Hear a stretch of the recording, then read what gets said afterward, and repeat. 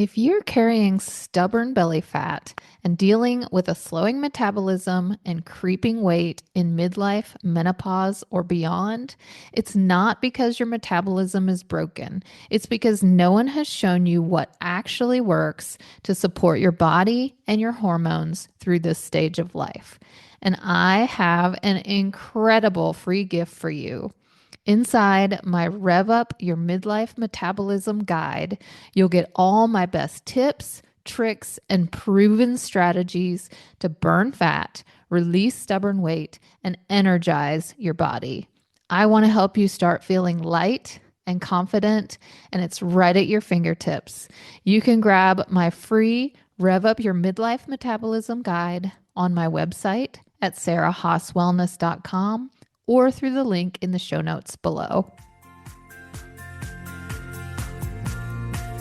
Welcome, beautiful soul. You're listening to the Boss Body Podcast, where we empower busy women in midlife, menopause, and beyond with the tools they need to release weight, physical, mental, and emotional, to create the vibrant, healthy life they deserve. If you're successful in so many areas of your life, but you struggle to give yourself the same love and care you offer everyone else, you've found your community.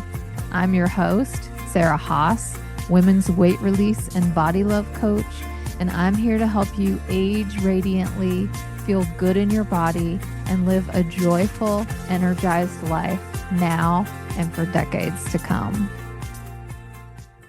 Hi, everybody. Welcome to the Boss Body Podcast.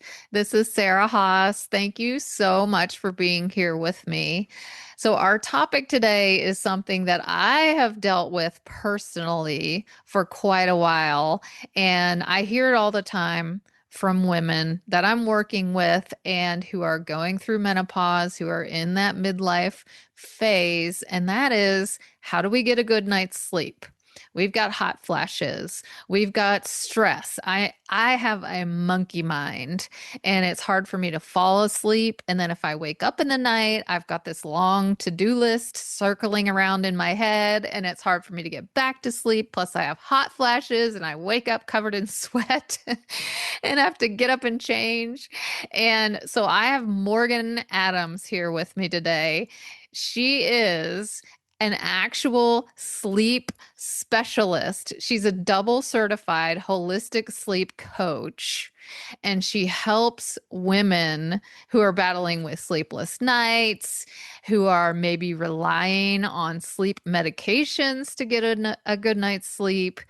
She's been featured in Forbes magazine, in Mind Body Green, in Southern Living, in Yahoo Life, and a whole lot of other media outlets. And she is also a soul sister because she is a two-time breast cancer survivor. So, Morgan, I'm so glad you're here today, and I'm so excited to dive into this topic. Well, thank you for the warm welcome. I'm very excited to be able to chat with you today about my favorite topic, sleep. So, Yes. thank you. Yes. So I know that you've told me before that you went through a phase of having trouble sleeping as well. And that so you can totally relate to this. Can you tell me what did that look like for you? Absolutely. Yeah, I did have a long struggle, and it went back probably close to 20 years ago. I was in my mid 30s, and I was going through sort of a relationship challenge with a guy. And Mm-hmm. I just, out of the sheer stress and of this situation, I developed insomnia. And I had what you call sleep onset insomnia, which is a fancy way of saying you have trouble falling asleep. And I would lie there awake for most nights, 1 to 2 hours, waiting for sleep to come, tossing and turning, looking at the clock. And after a couple months of this, I just said, I've got to talk to the doctor, see what they can do and see if there's a solution to this. Now, at the time of this going on, I was a pharmaceutical sales rep. So when I went to my doctor, and I was given an Ambien prescription, I thought nothing of it because my currency was medication. So I was like, okay, there's a pill for every ill, and my ill is insomnia, and here's a Yeah, pill and that I can so take. many people take it. Yeah, It's very absolutely. mainstream. Everybody knows it by Yeah, name. it's a brand name. And it did work as advertised in that it did help me get to sleep a little bit more quickly, but I did pay on the back end with a lot of residual side effects the next day, like being groggy, being foggy. It was almost like having a hangover without alcohol. I didn't feel fully alert until like lunchtime. And at this point in my life, I had kind of gotten out of the pharmaceutical sales world and was in a position at a health department where I was in charge of like writing things very quickly, like PR and press releases. And I remember several times getting reprimanded at work for not producing my content quickly enough. The problem was my brain was still under the influence of the Ambien. And what's really interesting about this time is that 2013 was when the makers of Ambien were made by the FDA to reduce the women's dose of Ambien in half because women were being overdosed on Ambien, unbeknownst to anyone. Yeah. And And that's a problem all oh yeah, across medicine is totally. everything's based on studies done on men. Yes. And women are a lot of times smaller. We have less muscle mass. We metabolize things differently. So we that could be a whole nother podcast, but Yeah, it I could be. hear you. Yeah. Yeah. So basically, I was being overdosed, hence why I had all of that brain fog and cloudy thinking the next day. So about 8 years into this, I met a new guy who is now my husband. Happy ending to the story. Congratulations. And thank you. And during that time of early dating, he said to me in a very loving way, Morgan, when you take that pill to sleep, you turn into a zombie and it kind of freaks me out. And I was like, oh my gosh, he's right. Like these pills are no longer serving me. I'm not at my best when I'm on these pills. So I made the decision to stop taking them. But I did what I don't recommend other people do, and that is just go rogue and do it yourself. If you are on a medication, sleeping medication, psychiatric, whatever, it's really better to just consult with your prescribing provider Of and get some course. directions on how to get off of the pills. Well, I Yeah. just, not knowing what I know now, did it the wrong way. Anyway, because I've got a lot of grit and determination, I was able to get off the pills. And I slept pretty well for a long time.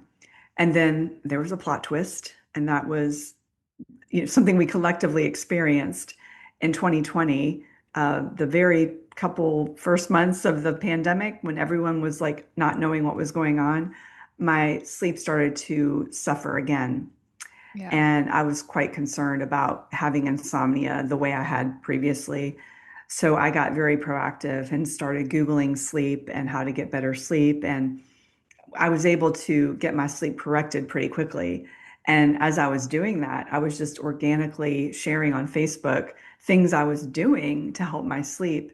And at that point, I found out that a lot of other women in my social network were having trouble sleeping as well. And you mentioned my breast cancer diagnosis. That was in 2018. So that particular instance really propelled me to think more deeply about my life's work and my mission. And I knew that just intuitively, I wanted to do something to help women with their health, but I didn't know what that was going to look like. So when this fascination with sleep started kicking up around 2020, it's like all the dots got connected. And I was like, aha, women are having trouble with their sleep. And here's how I can help women with their health. And that was by becoming a sleep coach. So obviously you can't just hang a shingle and say like, hi, I'm a sleep coach now. So, I spent a year getting certified as a health coach, as a sleep coach, and then launched my practice in 2021. So it was a long, winding road to get to where I am now, but it is just such a joy and a privilege to be able to serve women in helping them with such an incredibly important function in their lives. Yes, absolutely. And the fact that you've been through it and figured it out for you and then got even more training on top of that is amazing. So I definitely want to ask about all things sleep related, and I want to get to what we can do to sleep better. But first, let me just ask you, how much sleep are we supposed to be getting? Because I've heard all kinds of numbers, 7 hours, 8 hours, nine Yeah. hours. How much sleep are we supposed to be getting? And Yeah. so do we need more sleep or better sleep or what? It's a great question. And I think people are really wondering what is the magic number? Well, the answer is there is no magic number. So let me kind of back up and just say that the National Sleep Foundation recommends between 7 to 9 hours of sleep for adults 18 to 64. Um, because they're recommending 7 to 9, I think there's this eight being in the middle is sort of like what everyone keeps talking about, and I call it the Hmm. 8 hour myth. Hmm. The reality is that not everyone needs 8 hours. We keep hearing about that all the time, and what is actually more important, well, let me back up and say that if you look at those recommendations from the Sleep Foundation, in the fine print, it says anywhere between 6 to 10 hours could be appropriate. Oh, So that's a lot of latitude. I've never heard that. That Yeah, seems yeah. 6 seems like definitely not enough, and 10 seems like good grief, who could ever get that Yeah, much sleep? I know it really does seem like quite a broad range. But what we are starting to learn now is that the quantity is not the top billing, right, for sleep. I mean, it's important. Quantity is important, don't get me wrong. But what is really, really important as of late, from a huge study that was done about a year ago, is the consistency piece is really important. So they did a study of several, thousand people, and what they showed was that when people were sleeping more consistently, it reduced all-cause mortality. So, for example, sleeping 6 hours a night on a consistent basis had a lower mortality rate than people who were sleeping 8 hours with a lot of broken, interrupted sleep that was not consistent, going to bed at different times. So, consistency, really important. Also, really important is quality. And quality can be measured in different ways, but usually we're talking about the amount of REM sleep and deep sleep people are getting. Those are the most critical stages of sleep, in addition to sleep efficiency. So Hmm. sleep efficiency is basically a ratio of how long you're asleep versus how long you're actually in bed. So when you think about being in bed for the whole night, some people might say, "Oh, I went to bed at 10 and I got up at 6, so I got 8 hours of sleep." That's actually not right, because not everybody, there's no way that you could be in bed and get 100% sleep. Like, you're Right, not sleeping the entire time. So what right. we're really aiming for is 85% sleep efficiency. So you're leaving a little bit of leeway for that time it takes you to fall asleep, which is ideally, 10 to 20 minutes for healthy people. And then Hmm. it's factoring in a couple of brief wake ups, totally normal. So the answer to the question of quantity is a really interesting one, because gets asked all the time, and there is no like one answer. A lot of times people will compare, their sleep stats with their partner, or like, my partner sleeps 8 hours. Shouldn't I be doing that too? No, not necessarily. Everyone needs to kind of figure out like what I call like their own sleep sweet spot. Hmm. So yeah, so many And factors to so consider. if you're not getting enough sleep, what's the big deal? What are the Yeah, repercussions? Because yeah, sleep is one of those things that for a lot of us and for a lot of society, we're busy. We're working, we have families, we have, our home to take care of, whatever that is. And we stay up late, like trying to finish work or trying to wash the dishes or whatever. And it seems like, oh, well, I can eke by, or I can get up a little earlier and get a couple emails, shoot out a couple emails before work while everybody's still in bed or whatever. So what's the big deal if we don't get enough sleep? And yeah, how do we know if we're getting enough? yeah. It's a great question. So I think that if you look at the kind of the immediate short-term consequences of poor sleep, you're looking at things like irritability, um, being kind of like foggy, not having a good memory, not being able to retain information, forgetfulness, clumsiness. maybe getting sick more often, maybe putting on some weight, um, craving unhealthy foods. Hmm. Those are sort of like those are like short-term cues that you may want to take a deeper look into your sleep. Now, the long-term consequences, we've seen studies that are longitudinal, and what they are showing is that when you are looking at like 6 hours or less, usually 6 to 7 hours or less, usually six, over a long period of time, what you're tending to see is more cardiovascular disease, more metabolic issues, um, high blood pressure, things like that. Things that are more chronic disease related tend to happen when people are not getting enough sleep long term, like we're talking many years. So I like to make the distinction because um, quite often people like I'm not granted I'm working with people who have insomnia, so they're already a little bit anxious about their sleep. I like to remind people that, a few nights of poor sleep is not going to create a dramatic health situation for you. It's the long term consequences that we need to think about. But I mean, in our society, we have this hustle culture, and you kind of alluded to this earlier. And the messaging for public health regarding sleep, we do need to start focusing a little bit more on prioritizing. I mean, the people who have insomnia, they're prioritizing a lot. But then there's this whole other bucket of people out there who are burning the candle at both ends, watching Netflix until late at night. They're really the ones who benefit the most from these messages about sleep and the health consequences of sleep. Yeah, because maybe they don't realize it because they're not really feeling it necessarily. So they're like, I'm good. Whatever. Yeah. Yeah. Yeah. Well, it's one interesting point about sleep deprivation is that people who are getting like say 5 hours of sleep for several days, they'll often say, "Oh, in the beginning, it's kind of hard. They're struggling a little bit, and then after a certain period of time, they're like, yeah, I'm doing okay." But then when you actually measure their reaction times and their cognitive abilities and their mood, you can see that those are faltering.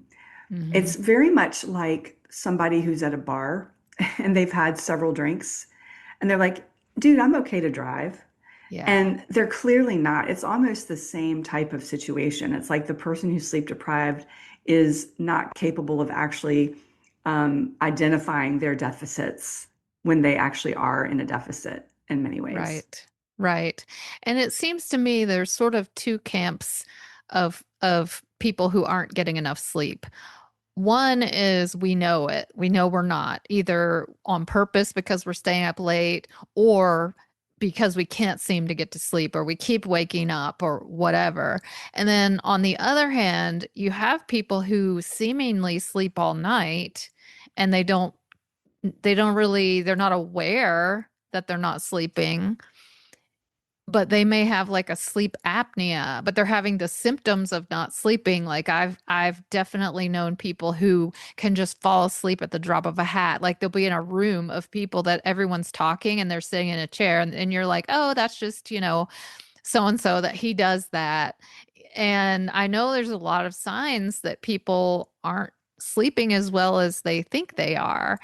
And so, what do you think about like the smartwatches and the different things that give you like a sleep score, things like that? Do you recommend those? Do you think those are accurate? Or what would be a Well, better way of knowing whether or not we're getting enough sleep? I really do like the sleep trackers, but I think they have to be for the right person. So, a really good candidate for a sleep tracker would be somebody who is, I guess, what you'd call a health optimizer or a sleep optimizer. They are really interested in getting better sleep, being healthier, and they're able to look at their data and make behavioral changes based on what they see. For example, someone could see, okay, my sleep quality is really low. That score is really low after I've had more than 2 drinks of alcohol. Okay, so what do you do with that data? There are many things you could do. You could do nothing, or you could actually reduce your alcohol. So if you're the kind of person who can look at the data and go, I'm going to try to reduce my alcohol and see what happens, you're a great candidate. If you really just like don't care, like you're just like, oh yeah, my sleep actually really sucks when I drink, but I'm not going to do anything about it, then why are you wearing the sleep tracker? Yeah. No Like point it's in kind of wearing it. pointless. So the people who don't tend to do as well with the sleep trackers are actually most of my clients, frankly, because they typically have insomnia and they tend to be more anxious about their sleep. And so what ends up happening is that they get overly focused on the minutia every morning when they see their data and they're like, oh my God, I only got 10% deep sleep. Oh my gosh, look at this. And so they typically are better not really having a sleep tracker. Or now the compromise situation, which I think is pretty nice, is having a sleep tracker, wearing it every night, but then only looking at the data once a week so that you're Oh, actually looking at the data with a little less emotionality. You're seeing the data at a distance because so often, and studies have backed this up, we see our sleep score. Let's just say that we feel good. Okay. We look at our sleep score and then we're like, oh no, I'm going to have a terrible day because my sleep wasn't good. And then they have behaviors throughout the day to almost reflect that bad sleep score. oh yeah. So when you look at the data from a distance, say like once a week, you don't have that emotional attachment to the data. You're looking at trends over time, and that's really what you want to look at. You want to see like, how am I doing long term? And how is my sleep health doing long term? Now, kind of another, just kind of because you mentioned sleep apnea, I think that these trackers can be helpful in identifying some patterns that need further investigation. So Yeah. a sleep tracker can't diagnose sleep apnea, really, but what you can notice if you have a sleep tracker is all of these little slight interruptions in your sleep. So essentially you're looking at fragmented sleep. Hmm. So if I saw somebody's sleep data and I saw all of these like white ticks, throughout the night, and they were getting 7, 8, 9 hours of sleep, which is, like the regular amount of sleep one might get, and they're feeling very groggy and they're falling asleep in 5 minutes, I'm going to scratch my head and think, okay, this person should probably be evaluated for sleep apnea. So Yeah. they can be a helpful tool in giving you some clues that you may need further investigation, like an actual sleep study from a doctor. Yeah, so it can be a good tool. And I think it's funny that you said that people will look at it every single day and just automatically set themselves up as a self-fulfilling prophecy, like, oh, I didn't sleep well. But my boyfriend, one morning, he wears one and he woke up and he said, all right, well, let me check my watch to see how good or bad I'm supposed to feel today. Kind of like, oh, let me find out how good I'm supposed to feel. Yeah. He was joking, but to me, I equate it like people who weigh themselves every single day or multiple times a day versus once a week or once a month. Because, like you said, as with weight and sleep, it's going to be a little up and down. You just want to look Yes. at the long-term trend to see Yeah. where we're headed. So I like Absolutely. that. I think Yeah. that's really important. But I think So, at the end of the day, though, just to wrap that up, I think that what we need to focus on more than anything is how we feel in the morning about how we slept, because not everyone's going to have the access to get a sleep tracker. yeah, So if we really just kind of check in with ourselves in the morning, we usually know, if we're in tune with our bodies, how did we sleep? So asking yeah. yourself, that's a good question to ask. Yeah. Yeah. So what is going on? Can you give us some, like, why are we not sleeping? I'm sure there's multiple reasons, but for a lot of people, they're just like, I don't know why I can't fall asleep, or I don't know why I can't stay asleep. And I have noticed, and you can talk about this in midlife, it's really gotten worse. And I don't know if that's because of stress or hormones or hot flashes or what. So can you talk about that? Like, what the heck is going on? Why can't we sleep? Yeah, there's so many variables to that. But like when you think about women in midlife, um, there's three kind of buckets of reasons that I like to kind of go into for like why we're not sleeping as well as we did when we were younger. Number one is hormones with fluctuating and declining hormones. The progesterone that we are losing, is really sort of like our chill pill. And when we don't have as much of that, we tend to get, some of us tend to have a little bit more issue falling asleep. So we need that progesterone to fall asleep. The estrogen is really helpful in sleep maintenance and keeping us asleep. So we need estrogen to kind of produce the serotonin, which produces the melatonin. Estrogen Yeah, helps all those regulate. hormones Yeah, interact with each other. they do. It's a very complicated dance.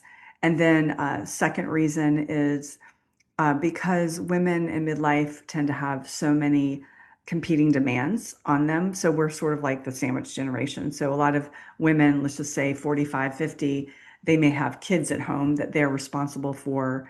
On the other end, they may have aging parents who also need their help. And on Hmm. top of all that, they may be at a place in their career where they're at sort of the top of their game. And so they've got a lot of career demands on them. So that ends up in a situation where they're feeling very stressed about their roles in life. And then the other reason is because when women are in midlife, they tend to be more prone to getting things like anxiety and depression, and those leave you more vulnerable to sleep issues. So, I mean, there's just so many reasons. And then the sort of in the minutia, we have things like our sleep environment. Like we can talk about that for a minute. I mean, there are a lot of people who are sleeping in an environment that is not actually conducive to sleep. So when you think about your bedroom, you should really be looking at it as sort of like a cave, right? So you want it cool, dark, and quiet. So the cool part is, you want to kind of get somewhere mid 60s, upper 60s is really probably a good temperature. You don't want it to go over 70. They've actually done studies showing that when the temperature is over 70, you do have more micro awakenings at night. Really? Yeah. So definitely, and this is what drives me crazy sometimes about hotels is you can't actually make them that cool. Oh, There and are the there ones are that are fixes. loud that keep kicking on and then turning I off know. and yeah, but I you're know. talking about at home, At your home. home environment. Yeah. And so you mentioned hormones, which I talk about hormones all the time and I have people on the podcast talking about hormones. And one of the things, as you know, that I work with women on is proper nutrition for balancing hormones. Not that you can help it when you go through menopause. Obviously, your estrogen and progesterone are going down. But like you said, it is a dance, it's an intricate dance between insulin, serotonin, or what's the one that helps you fall? Melatonin. Yeah. And yeah, I slipped my mind for a second. I'm going to call it menopause brain. It happens. Yeah, and then like your hunger and satiety hormones, your leptin Yeah. and ghrelin, because you mentioned earlier, excess weight can be a symptom of not getting enough sleep. So can eating a lot of junk food because food equals energy. And if you don't have energy, you're going to reach for more snacks and therefore gain weight. But also, if your hormones are out of balance, your insulin, your ghrelin, your leptin, your hunger and satiety are signals are all out of whack. So I know nutrition is one of the things that can definitely help you sleep better. But I know everybody listening is really wanting to walk away with some other actionable strategies. Oh So, yeah. what can you share for Yeah. those of us desperate to get Yeah. more sleep? Okay. So if I was going to give you two pieces of actionable advice that you could start using like today, here they are. So you want to really focus on having a stable wake up time. 7 days a week. You don't want to have a lot of variance in between like your weekday and your weekend rise time. So we're talking about, it doesn't have to be 7 on the nose every single day, but we're working within like a 30-minute flex time. So Okay, 7 to that's 7:30. reasonable. Yeah, it That's is. doable. Yeah. The reason for this is because it really anchors your circadian rhythm and it tells your body, hey, the day has started. We're going to start our cortisol production. We're going to shut off our melatonin. It just sets your pattern up for the day. And second thing I would say, such a game changer, and it's so easy to do, is have morning light as soon as you wake up. So now the sun rises at different times of the day, of the morning, according to the, where you live and, what time of year it is. But you can get an app called My Circadian app, or you could just look at the weather app on your phone and look at when sun rises and aim to get out, within, 30 minutes of sunrise, if that's accessible to you. And basically be exposed to the natural light without sunglasses. That's important for about at least 10 minutes. Okay. Now, the reason I mentioned no sunglasses is because when your when your eyes are blocked from the light, that light is not able to hit your retina. And when the light hits your retina, it sends a signal to your suprachiasmatic nucleus, your circadian pacemaker, to begin these processes of boosting the cortisol, reducing the melatonin, preparing your body for the next day, changing some neurotransmitters, changing some amino acids into neurotransmitters, helping balance your thyroid, helping your appetite regulation. Beautiful things happening Wow. during the morning light. I call this morning light like your inner pharmacy. So you have this free pharmacy at your disposal. And if you're not getting out in the morning, you're basically not taking advantage of it. And if you put your sunglasses on, you're dampening its effects. Wow. So That's amazing. it's I have wild. never heard that. That is, It, yeah, and it's, just the fact that you're saying your morning routine, because we don't really think of the morning as affecting our sleep that much. Because oh, it's kind of like, yeah, oh, wake up, look at your cell phone, check your emails, get coffee, turn on the news. And yeah, that's yeah. really cool that you're telling us, oh, I mean, because those are easy. I mean, those They are are, yeah, simple they're, things. Get up at the same time and go outside and get a yeah. little bit of sunshine. Like that's 10 minutes of your day. Yeah, they're very easy, they're very actionable, and I will tell you just from working with so many clients that when they implement these practices, they do see a significant difference. Wow. And it's just so funny, Sarah, because quite often in our world of, complicated biohacks and all this technology, which is awesome and I love it and I use it, but we sometimes poo-poo the simple free things because they're so easy. People are like, well, how come I've never heard of that? Well, here's why. It's because no one profits from that. Yeah. No company is going to make money from having you go outside at the same time every morning and waking up at the same time every day. Like there's no who gains money from that. Yeah. It's like nobody advertises broccoli. Nobody does. Never. I've never Broccoli seen a just broccoli sits ad. there and hopes you'll pick it up off the shelf. Right. But these are simple yet powerful tools that you're giving us. So, waking up at the same time, getting some sunlight, keeping your temperature cooler in the evenings. I know you have a whole lot more tips, and I'm going to talk just in a second about how the listeners can get their hands on those because obviously we can't cover them all in this time span. But one thing I really want to ask about because I hear women talk about it a lot, and lots of us like to have a cocktail at night, right? We Sure. like our wine, and wine helps you feel sleepy. But I've also heard that in the long term, meaning hours later, it's actually not so great for your sleep. Is that true? Yeah, unfortunately it is. I hate to be the bearer of bad news. Yeah. I'm I literally a was afraid you were buzzkill. going to say that. More here comes Morgan the buzzkill. Yeah, I mean, it does help us get to sleep more quickly because it's a sedative, but it also creates a situation where you may have to get up at night and pee. Your sleep gets fragmented. It can disrupt your breathing. It can disrupt your circadian rhythm. It can dampen your melatonin. There's so many things that happen because of alcohol. So, I really want to help women understand that if they still want to have a cocktail, like let's be strategic about it. Okay. So, if I drink, and I do, occasionally I'm not drinking as much as I used to, thank goodness. But if I'm going to drink, I'll have like a drink at 5 o'clock or even earlier sometimes. Sometimes it'll be hmm 4:30. So it sort But of processes out before you go to bed. yes.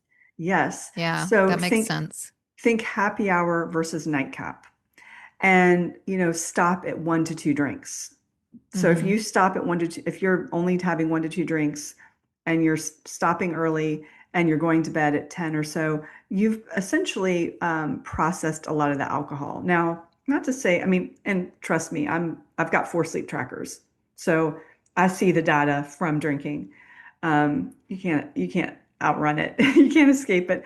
So Yeah. I will just say even on the nights that I've had like 1 glass of wine at 5 o'clock, my recovery score overnight is not great. So in essence, what's happening, if you're looking at my graph, you're seeing my heart rate increase.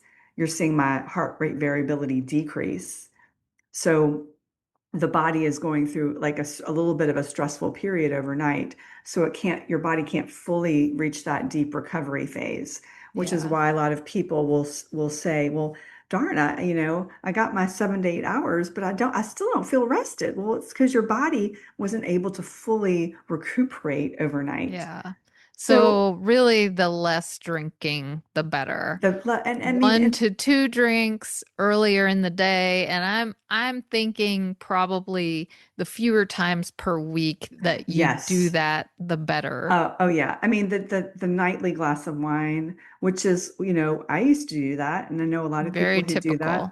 that. Hmm. It really does like creep up into the realm of quote heavy to moderate drinking, which, whole other podcast, but that has been shown to increase our cancer risk.